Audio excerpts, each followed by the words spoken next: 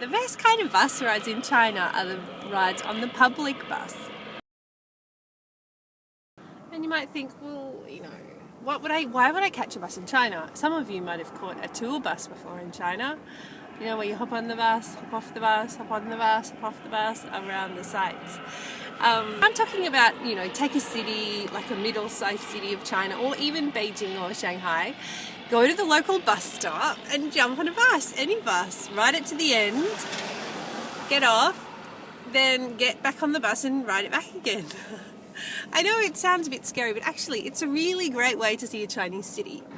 And you know, it's not going to be expensive, and sitting on the bus, it's good to go, you know, not in peak hours, suss out when the bus looks busy and when it's not. And then you get to go on a great tour of the city. You go to places that you would never have thought of going to before, and you really get a close look at the city. You get a close look at, you know, the other people on the bus, and you get to listen, especially if you're learning Chinese, and you get to practice listening, because listening is, you know, if you listen and understand, then that's the main thing in learning a new language, I think. And then sometime down the track, when you want to remember how to say that, it'll just come into your head because you've heard it so many times. Most people think, oh, you know, it's crowded or whatever, but actually there's so many benefits from catching the bus.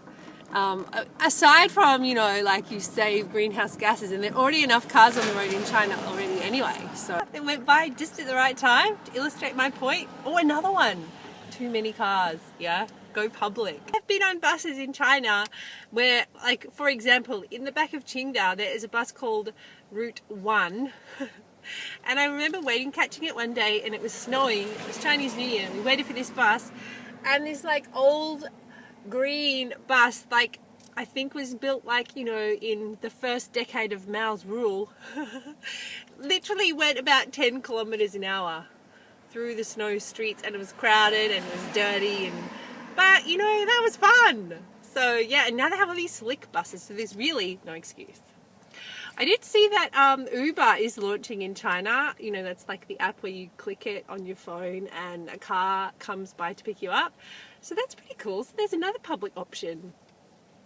More things for me to discover. Yeah, and things for you to discover. It's so exciting. Get closer to the people and gets you a much more richer experience. So are you up for it? Are you game? I dare you. Catch a bus in China and tell me what it's about. Have you done it? Tell me in the comments. Don't forget, you can sign up for my e-newsletter. I'm about to head to China, so there'll be really cool stuff happening on the blog. You get all my updates. If you want more information about life in China, then, you know, you can get my book, 86 Dumplings of China Insight.